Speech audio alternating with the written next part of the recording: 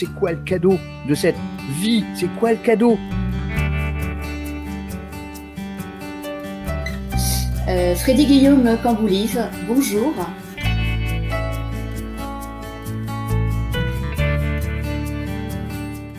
Pourquoi ça m'arrive? Qu'est-ce que j'ai fait au bon Dieu pour que ça m'arrive? Ouais. Pourquoi je me sens si seul? Pourquoi je vis toujours les mêmes expériences, ou en tout cas elles se répètent toujours de la même façon? Pourquoi j'ai toujours le même type de relation? Pourquoi je me sens étranger à cette planète? Pourquoi j'ai peur de tout, etc. En fait, en résumé, pourquoi je souffre? Le karma laïque. Et là, on a deux mots qui se choquent l'un contre l'autre. C'est un peu étrange. C'est un peu étrange parce que, évidemment, dans l'inconscient collectif, tout le monde pense que le karma ne peut être que religieux. Oui. La référence au karma, c'est Dieu te dit c'est bien ou pas bien, et si t'es pas gentil, tu vas payer. L'atelier karma, destin ou libre arbitre, on entend bien le destin, le mektoub, l'avenir, etc. Il se trouve que par le passé, on pensait que tout était écrit. Parce que depuis 100 ans, la physique quantique est arrivée en nous démontrant que, en fait, tout était mobile tout le temps, et qu'il n'y avait pas de destin, mais qu'il y avait des routes, et qu'à chaque fois qu'on fait un choix, en réalité, on modifie notre futur. Du coup, grâce à ça, on peut arriver maintenant à la notion de karma, et j'explique vite fait qu'il y a 3 mots qui veulent dire la même chose. C'est le même mot, karma, biofeedback, rétroaction. Ça veut dire qu'il y a une cause qui donne un effet, et un effet a toujours une cause. Physique quantique qui nous dit que tout est modifiable, puisque c'est un champ des possibles permanent, et que donc on peut, dès qu'on choisit de changer la route, d'aller là où on souhaite nous-mêmes. C'est-à-dire que là, on a une notion complètement nouvelle depuis une 50aine d'années maintenant.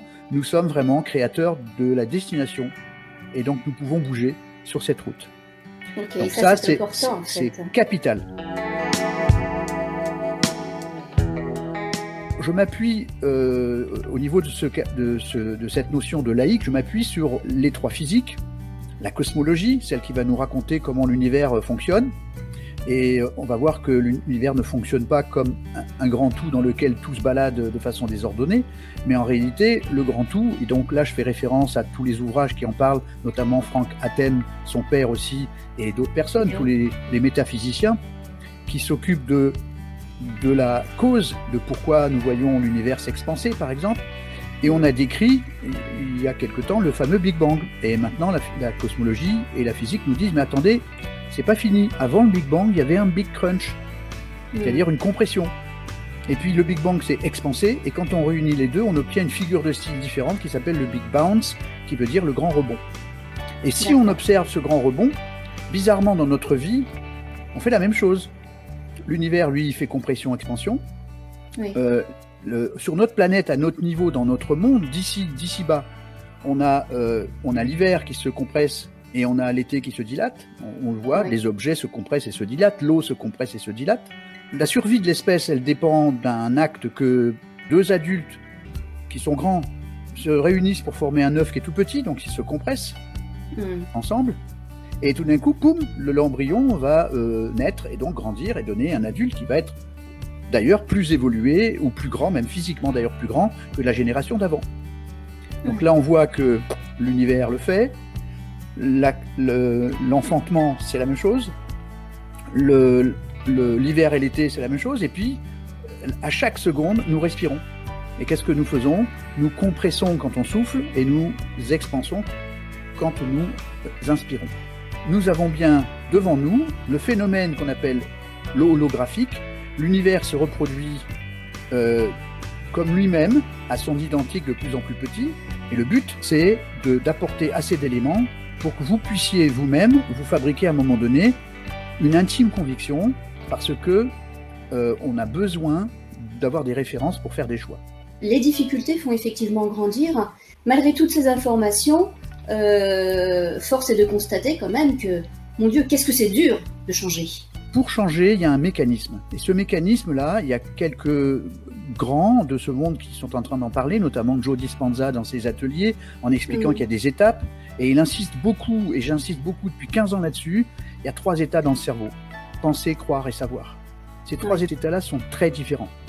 Le premier, penser, on le fait tous. C'est le brouhaha, c'est les 100 milliards de neurones qui se bataillent entre eux avec des connaissances, je crois pas. Ensuite, on va aller chercher des croyances parce que nous-mêmes, on n'a pas la solution avec ces milliards de connexions. Alors, on va dire qu'est-ce que pense mon père, qu'est-ce que pense ma mère, qu'est-ce que pensent mes amis, la société, qu'est-ce que pense le journal de TF1. On va prendre des références extérieures. Tout à fait. Et le résultat, c'est qu'on a une croyance, c'est peut-être ça ou c'est peut-être ça, et on s'en sort pas non plus. On a un dilemme et on ne sait pas comment s'en sortir. Ouais. Et Joe Dispenza et plein d'autres, et je fais partie de ceux-là, on affirme qu'il y a une troisième étape qui est complètement essentielle, c'est-à-dire qu'on a besoin de savoir. Et savoir, je peux l'écrire S'-AVOIR, qui veut dire avoir à soi ou comprendre, comprendere.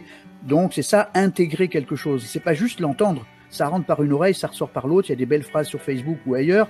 Et puis dans la vie de tous les jours, ça change rien. Là, le travail consiste à dire, je prends les informations, toutes les informations disponibles. Et à partir de là, on peut faire quelque chose d'important, c'est d'observer par nous-mêmes.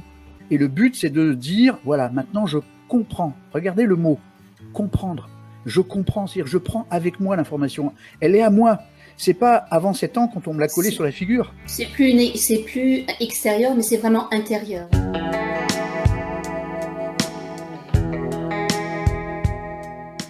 À partir du moment où il y a les questions, est-ce que je vais trouver les réponses? Alors j'ai fait exactement ce que je propose aux gens. J'ai été chercher pendant 40-50 ans des informations, sciences et vie, etc. Pourquoi le cerveau fait comme ça et pourquoi on a des hormones, pourquoi on a des neurotransmetteurs, pourquoi on a mal, pourquoi on est malheureux.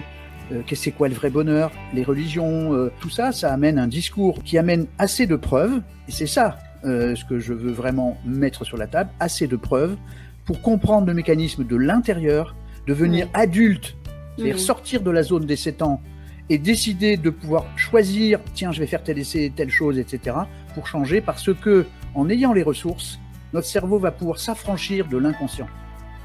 Oui. Donc c'est une décision consciente de dire, ok, ça, je souffre de ça, je comprends comment ça marche, je comprends aussi qu'il y a le karma. Pour moi, c'est quoi le karma? Et c'est la démonstration qui est faite, c'est comme l'école. Donc, l'être que nous sommes, et pour le comprendre, on va prendre la métaphore de la voiture, on a un conducteur et une voiture.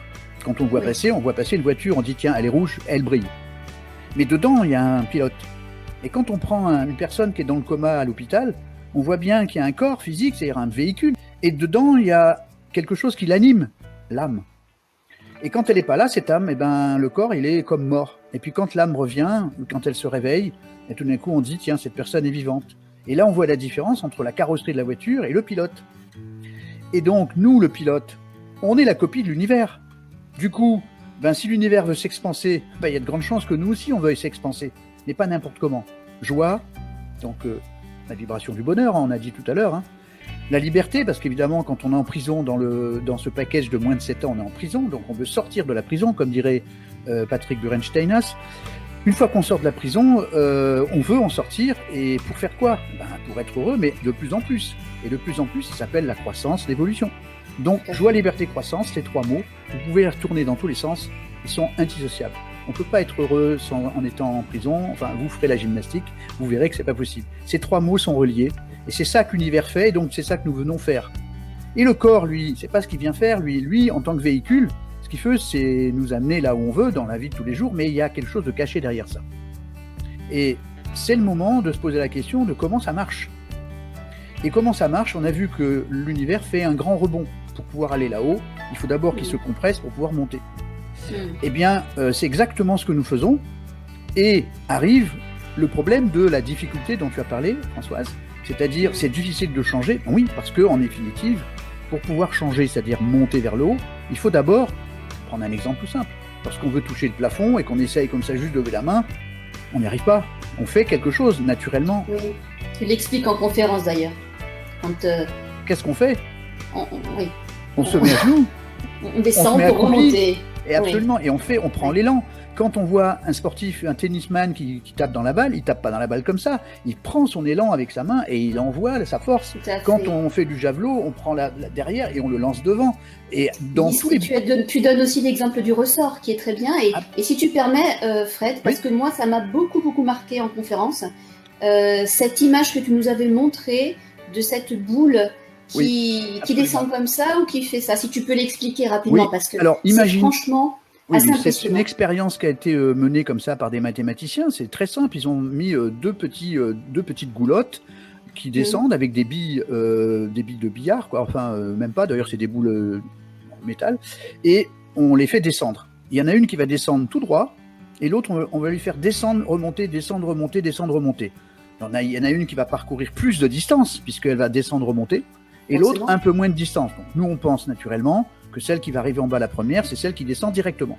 Bien sûr. Et pas de bol, c'est celle qui fait monter, descendre, qui arrive la première. Et là, tu te dis non, c'est pas possible. Ouais. En fait, cette métaphore-là, c'est la vie, exactement la vie. C'est-à-dire que devant nous, à chaque fois que nous descendons dans un problème, alors on va prendre l'exemple tout simple, une salle de gym. Beaucoup de gens ont été dans une salle de sport, avec des appareils de musculation. On fait comment? On prend des poids, qui sont des haltères. Hein, je prends ce terme-là bien en évidence parce qu'on va en parler tout le temps. Ces haltères, elles ont un poids et normalement, on souffre pour les soulever. D'ailleurs, on fait comme ça, on souffre. On a une certaine douleur dans le muscle et il y a une certaine souffrance à le soulever.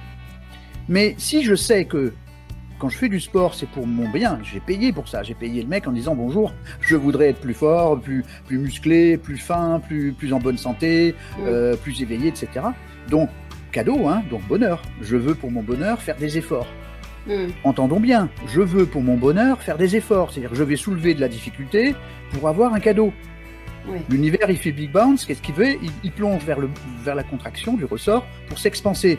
Et nous, eh ben on fait la même chose, sauf que j'ai jamais entendu, jamais de ma vie, dans une salle de gym, un gars insulter ses haltères en disant « Ouais, j'en ai marre, elles sont trop lourdes, j'ai pas payé pour souffrir, moi ce que je veux c'est faire des muscles et pas de la souffrance. » Non, en réalité, il accepte parce qu'il a choisi. Exactement, ça veut dire que quand on soulève les haltères et qu'on sait qu'on les a soulevés parce qu'on a un cadeau, et c'est ça qui est primordial, quand on sait pourquoi on vient sur Terre, pourquoi on fait quelque chose, pourquoi on a choisi une vie, pourquoi on vient faire ce truc, pourquoi quelqu'un va faire une préparation de mathématiques supérieures pour passer un concours, il sait pourquoi il va en chier, excusez-moi l'expression, il va souffrir à l'intérieur, mais il sait qu'il a un cadeau. Et nous, la quête de sens, c'est de savoir c'est quoi le cadeau de cette vie, c'est quoi le cadeau. Ben nous, on pense que c'est juste de posséder et puis de mourir, quoi. Mais c'est pas ça le cadeau, évidemment. Le cadeau, il est immense.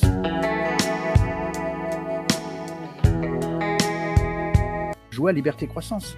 Donc, si maintenant je sais que pour aller vers le haut, je dois accepter d'aller vers le bas, si je comprends où est le cadeau, si je cherche à chaque fois que je fais quelque chose, à chaque fois qu'il y a une souffrance, chaque fois qu'il y a une douleur, si je me dis est-ce que je suis aligné? Est-ce que je suis bien en train de chercher mon cadeau?